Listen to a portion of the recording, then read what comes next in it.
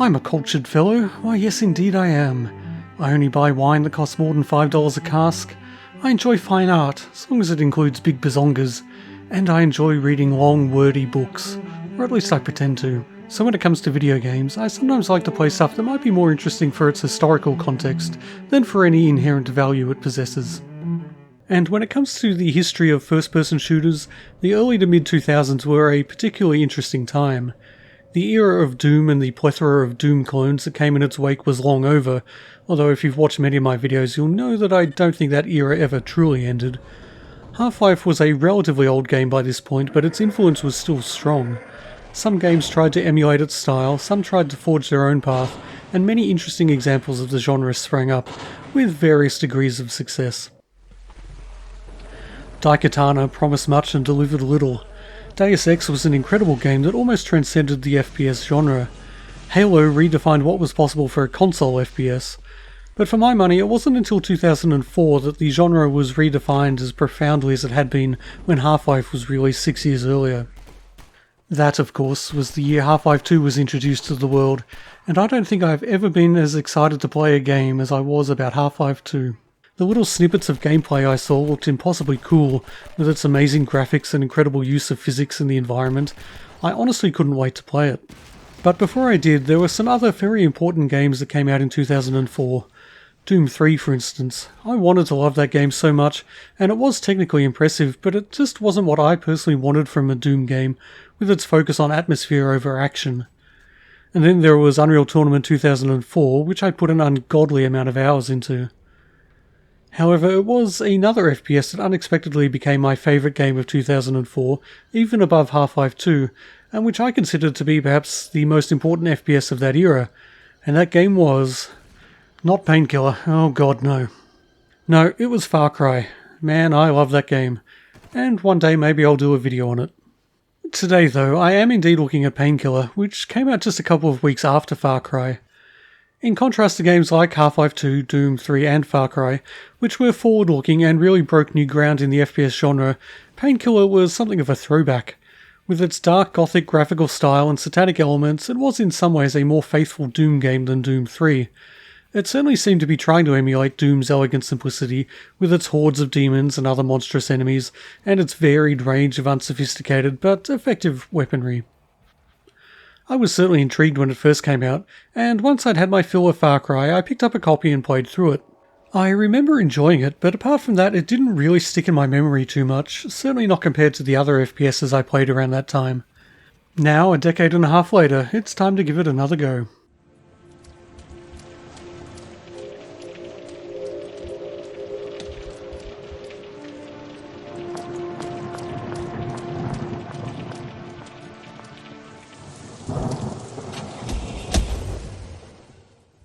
So there is a story, and it's definitely something.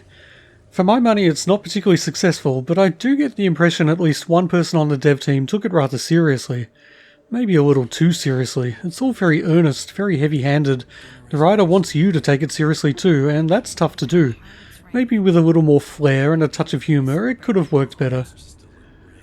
But we'll see more of the story as we progress through the game. For now, Painkiller opens with a cutscene showing Daniel and his wife, whose name eludes me, driving through rain-soaked streets. Thanks to Daniel being a careless idiot, they both die in a head-on car crash.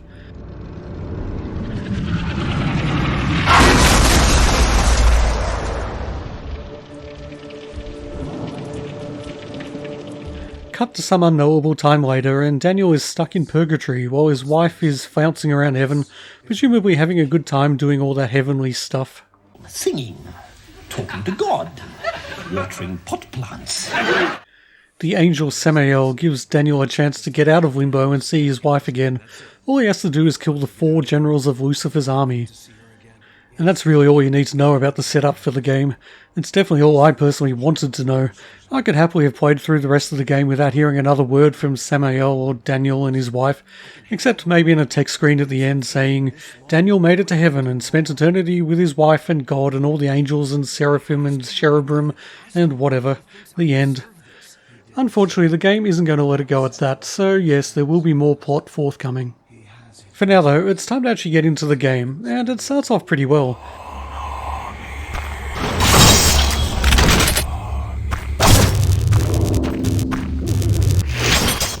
The first level is called the Cemetery, and well, that's exactly what it is. You start off with only one weapon, the eponymous Painkiller, but there's a shotgun literally 10 feet away, so that's nice. Of course, the moment you pick it up, enemies start spawning, giving you a chance to try it out. And as far as video game shotguns go, it's a pretty good one. It looks good enough, it sounds okay, and most importantly of all, it feels impactful. It doesn't do anything new or unusual, but that's fine. When it comes to something so fundamental to the FPS genre, you don't really want to be reinventing the wheel or the boomstick. Actually, I guess the secondary fire is a little unusual, but that's a separate matter. Now, it's tough for me to judge how this game will look to modern eyes that have never played it before, but when I first played Painkiller back in 2004, it definitely looked rather remarkable, from a technical standpoint at least. The textures looked very sharp and detailed by the standards of the day, and the animation of the enemies seemed smooth and sophisticated. Furthermore, it ran better on my fairly average PC than the other big FPSs of the time, especially Doom 3, which brought my computer nearly to its knees. Looking at it again now, I'd say it's fine, really. The texture work still looks sharp enough, the lighting is decent, the enemies are pretty simplistic by modern standards, and the overall level of detail is kind of sparse. But for a 17-year-old game, I'd say it's aged okay. It's certainly no eyesore. The layout of this first level is very simple. It's basically just a series of small square areas. When you kill all the enemies in one of these areas, you can move on to the next. I'm not a huge fan of this system where you're basically boxed in until you kill everything in the vicinity. I prefer levels that are free-flowing and allow you to explore at your leisure. But here you're led by the nose, following a series of checkpoints throughout the level and sorting your way through whatever happens to pop up. Unfortunately, this much more limited approach is how almost all the levels in Painkiller play out, which I believe really cuts down on the interest factor in terms of level design. And as you may know if you've watched many of my videos, I hugely value level design. It's why I still play old school Doom and its many and varied user-made WODs to this day. Anyway, back to the shotgun. Its secondary fire is a sort of ice bomb that freezes enemies it passes through. The way they slowly come to a complete halt is actually rather cool, and shattering them with a follow-up blast from the shotgun is highly satisfying. It's kind of a random combination to pair the shotgun with an ice bomb, but as we'll see, pretty much all the weapons in the game have seemingly random pairings like that. It's not necessarily a bad thing, but it does almost seem like the developers had a bunch of weapons they wanted to include in the game, but didn't have the time or budget to make models for them all, so they just welded them together without much rhyme or reason.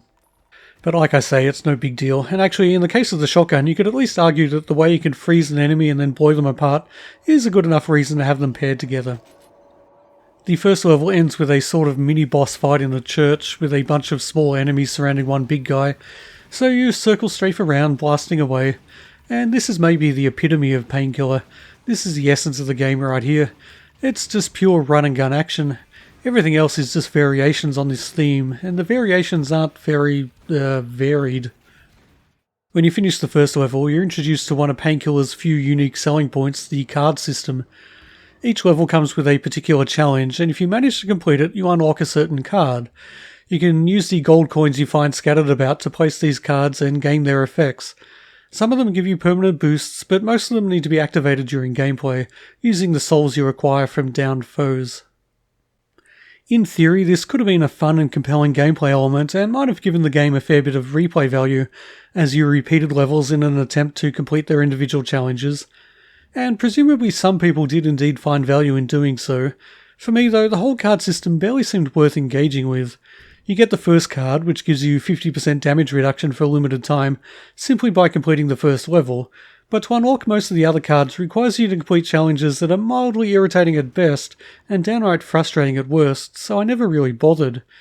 Challenges include stuff like destroying all destructible objects in a level, which tend to be scattered everywhere and rather tedious to track down, and killing every enemy in a level, which might seem easy as most levels downright require you to kill every enemy, but levels where this challenge is in place always have a few enemies hidden in secret areas. And that might have been a fun reason to do some exploration, but the enemies in this game tend to be rather obtuse, plus backtracking is often impossible, so if you miss one enemy, you'll have to do the whole level again. It really is a shame, as these cards and their related challenges are a fundamentally solid concept, but their implementation is lacking. Anyway, on to level 2, Atrium Complex. It's another pretty good level in many ways. It's quite large and the architecture is suitably intimidating. The variety of the enemies is ramping up, and I quite like the aesthetic they're going for with the character designs. All the enemies are mechanically pretty simple though. Most of them just walk towards you and then whack you over the head with a scythe or an axe or whatever weapon Lucifer has seen fit to bestow upon them. There are a few minor variations, like these Grim Reaper rejects with glowing green weapons that leave behind a poisonous gas when they die, but for the most part your foes will just chase you around and line up nicely in front of your shotgun. In level 3, Catacombs, you finally get a new weapon, the Stake Gun. Although actually, the fact I've been picking up ammo for it for a while now makes me suspect I could have got it sooner if I'd known where to look. This may be my favourite weapon in the game, if only for the way you can use it to pin enemies to the wall. Back in 2004, this was perhaps the coolest use of ragdoll physics I'd ever seen in a game. Half-Life 2, of course, would probably change my opinion on that. Now, you might notice the enemies here are ninjas, hurling shurikens at you from afar. And that's okay, ninjas are a fine choice for an enemy in an FPS, but why are they here in the catacombs under what appeared to be some sort of monastery? Ninjas are not very thematically consistent in this time and place, I would have said, and this is one of the biggest issues I have with the game as a whole, the tonal inconsistency. It could be argued that you're in purgatory or hell or some sort of abstract demonic landscape at least, so it makes some sense that all sorts of different elements have been melded together. And if it just came down to ninjas being in a rather un-ninja-like environment, I could let it slide. But as we'll see, there are bigger inconsistencies than this. Anyway, I died in this room by getting too close to the edge of a ravine, apparently. That nonsensical death was annoying enough, but then when I tried to reload my save, the game just kept crashing. In the end, I had to restart the level, which is 10 minutes of my life I'm never getting back. And to be fair, I'm not getting the other 40 years of my life back either, so I guess I can't blame this game for the immutable laws of time. Unfortunately, this wasn't the only time I encountered game-breaking bugs. For now though, on to level 4, Cathedral. This is easily the biggest level so far, with plenty of wide open spaces in its cavernous halls. In fact, it's probably a little too big and a little too wide open. The movement speed of the player character is not particularly fast, and at times in this level you find yourself needing to kill one last enemy before you can access the next area, and if that enemy is 200 meters away, getting to him can take some time. It doesn't help that, due to the fairly basic AI, by the time you get to where he was, he's been chasing you in completely the opposite direction, and is now back where you were 5 minutes ago. It can end up like this.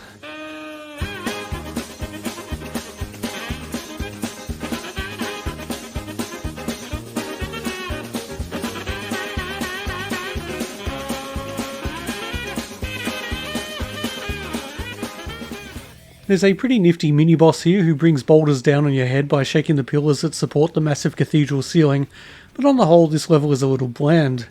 Back in the day it was impressive simply by virtue of its size, but now it ends up getting a little tedious, but only a little.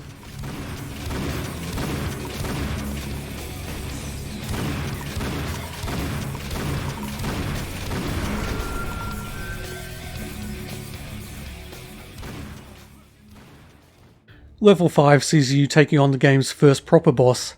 Well, it does if the boss bothers to show up, which it didn't on my first attempt. So I just wandered around until I figured this was another game-breaking bug and I needed to reload.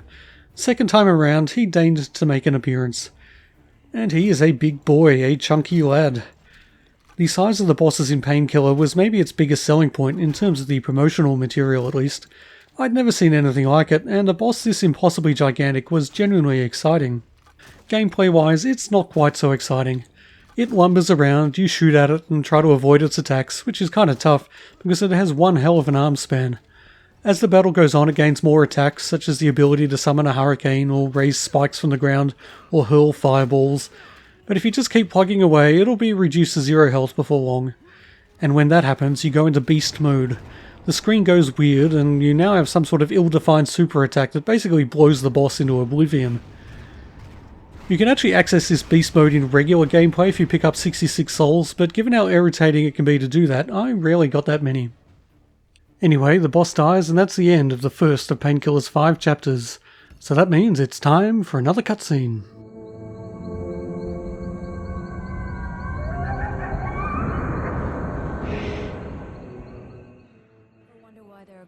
Daniel meets Eve, a woman with the world's most convenient hairstyle.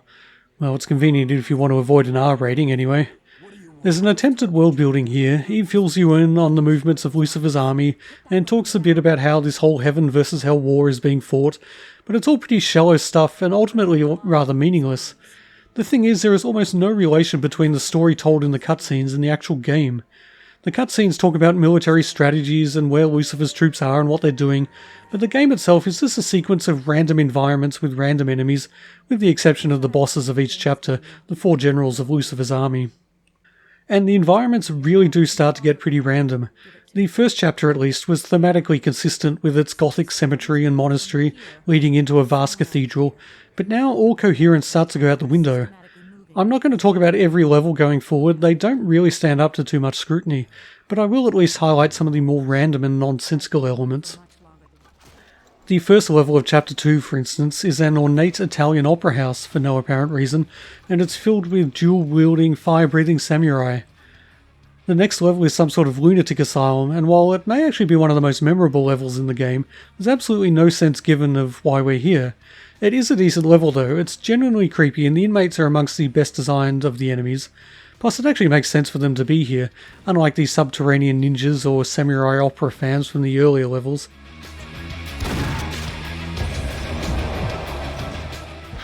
But then the next level is just a giant ice-covered bridge.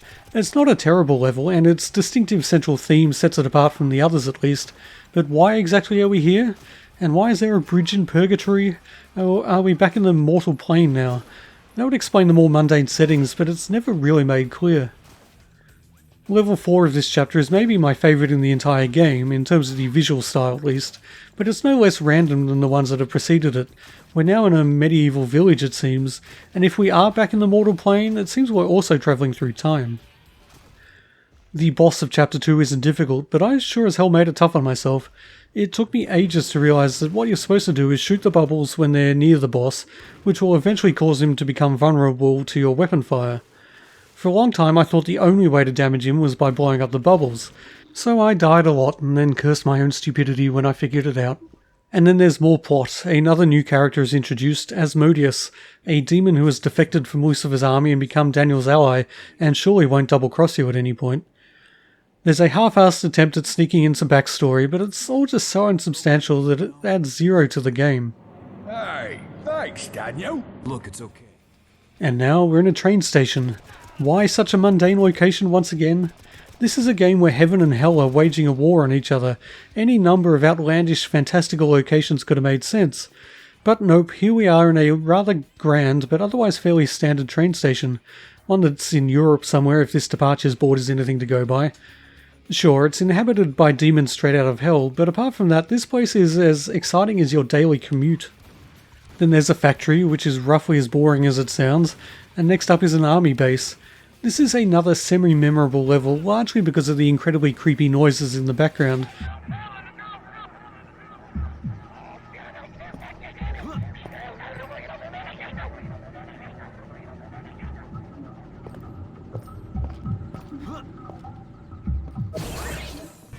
But on the whole, it's just a grey expanse of concrete, aircraft hangars, and rusty industrial equipment.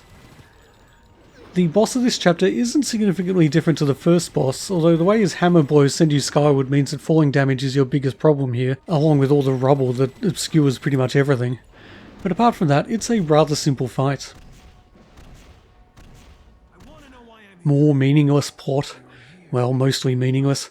Samael tells Daniel about Alastor, the last general that needs murdering, and this does at least directly relate to what's coming up in the game. Before you get to him though, you need to traverse some more fairly random environments. The first level of this chapter, a medieval fortress, is at least suitably gothic, although the scariest thing about it was having to restart when my save game refused to load again. Then there's an Arabic-style palace and a tower which, given the level's name is Babel, I'm going to guess is supposed to be the Tower of Babel. Man, I'm smart. Alastor turns out to be the best and most sophisticated boss in the game, which isn't saying much. But it's a multi-stage fight as you fight him on different levels of the tower, crashing through the door as the fight progresses. The first stages involve simply shooting him and avoiding his incredibly annoying attacks, but the final stage requires a specific strategy that, once again, took me ages to figure out. Basically, you need to get his health down to 0, whereupon he'll draw energy from the statues around the room. While he's doing this, the statues can be destroyed, and once you've got rid of them all, Alastor himself can be finished off. It's not a bad boss fight, by the standards of this game at least. I Asmodeus shows up again in the cutscene that follows, and reveals himself to actually be Lucifer in the world's least impactful twist. Maybe if the guy had had more than half a dozen lines of dialogue and hadn't randomly shown up in the last cutscene, it would have meant something. But honestly, I doubt it. It's just impossible to care about this nonsense. Anyway, Lucifer kidnaps Eve and heads back to Hell. So that's where we are going also. Samael warns Daniel off heading into Hell, saying, "You have no idea what it's like down there. You've never seen anything like it. And so surely we finally get some creative demonic environments, right? Nope, the first level of the game's fifth and final chapter is Venice, for absolutely no reason. Sure, the sky is red, that could be some sort of hellfire, but it might just as well be a picturesque sunset. Why is this the first thing you see when passing through Hell's Gates?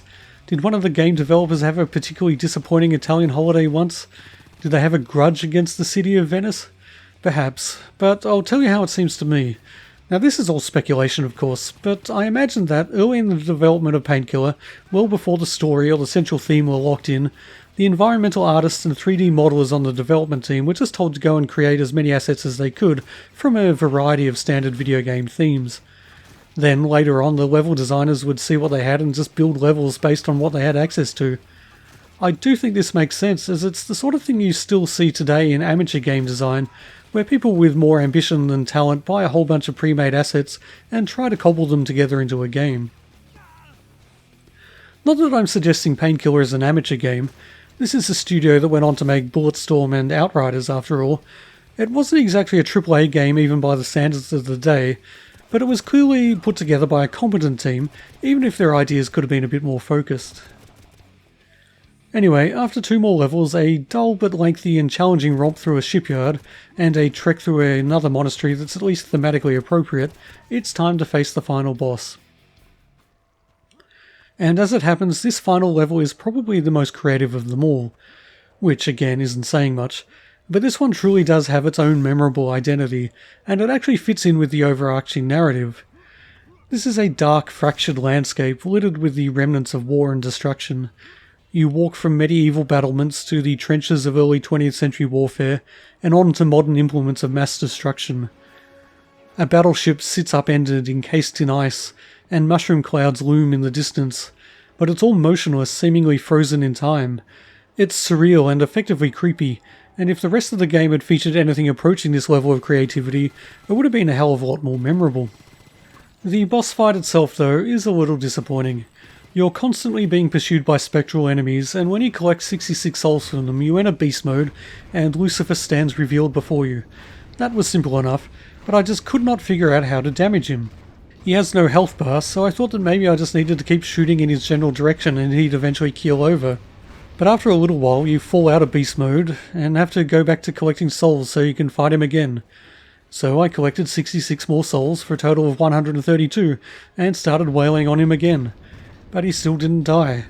So I collected 198 souls, then 264 souls, then 330, then 396, and still he did not die, or indeed show any sign of taking any damage. So once he'd killed me, I resorted to looking up a solution online. Turns out, what you have to do is shoot one of the fiery meteors he throws at you back in his face, and then when he lashes out with his sword, you need to shoot that as well so it flies back and kills the big burning bastard. Now, I had actually hit upon the idea of shooting the meteors back at him, but the timing and the placement was just so finicky that I never managed it, so I thought I was on the wrong track. They basically fly straight up and fall straight down, so getting them to actually fall in front of the boss so you can shoot them back is a challenge in itself. Even knowing what I was supposed to do, it took me a while to get it done. But eventually I did, and whoops, time for one last game-breaking bug. With the boss dead, you need to get to the final portal to finish the game, but that becomes kind of tough when the whole world has disappeared. I could walk around, the ground was there, I just couldn't see it, but once I fell in the invisible trenches it became almost impossible to get out. So I reloaded, tried again, and same thing. This time though, I discovered I could make the landscape reappear by shooting it with projectiles, and that, thank God, made it possible to get to the portal and finally complete this game. Phew. The ending movie gives you some sequel bait, as apparently Alastor isn't dead, and now that Lucifer's been taken out of the picture, he's in charge of Hell's armies. So good for him, I guess. Then the credits roll, accompanied by some suitably heavy metal.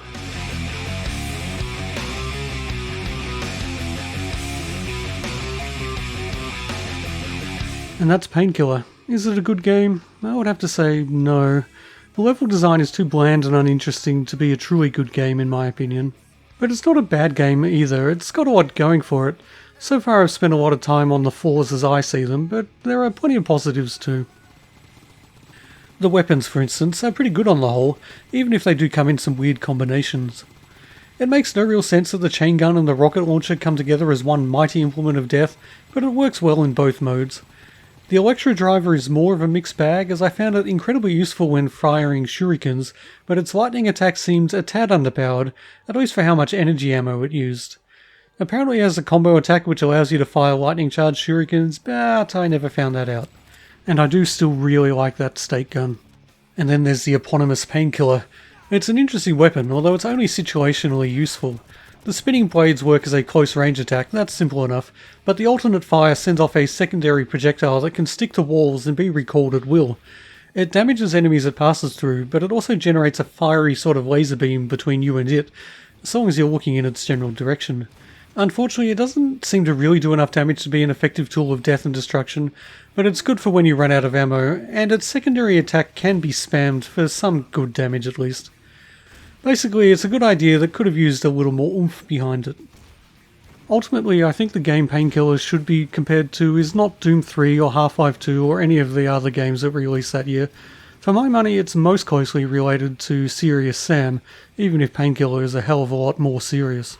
Thematically, they may be miles apart, but they both revolve around killing hordes of rather simple-minded enemies in levels that are little more than expansive combat arenas. That said, I don't think Painkiller fares too well in that comparison. Whether you prefer the grim, deadly serious world of Painkiller, or the lighter, more colourful and more humorous world of the decidedly unserious Serious Sam, is a matter of personal taste. But I think most people would agree that Serious Sam's world is better designed, its enemies are more engaging, not to mention more numerous, and its combat is more intense and just more fun. Well, nowadays Serious Sam isn't perhaps what it once was, but back in 2004 I would have said it was a superior choice. But Painkiller isn't terrible, not by any means. I didn't mind playing through it again, even if the enjoyment factor never went too high. I'd find it tough to recommend to a general audience, but if you're a big fan of FPSs or have a keen historical interest in mid-2000s gaming, it's probably worth a play, as long as you don't set your expectations too high. Well, that's it for me for now. Guess I should probably do all that traditional YouTuber stuff, so like, comment, subscribe, follow me on Twitter, join my Discord server, if you're so inclined. Also, I streamed this game on Twitch, so maybe give me a follow over there if you want to keep track of what I'm playing. And if you really like what I'm doing, maybe buy me a coffee on Ko-fi.com. All the links are in the description. Anyway, hope to see you next time for whatever random video game I decide to make a video about. Until then, though, get off my lawn.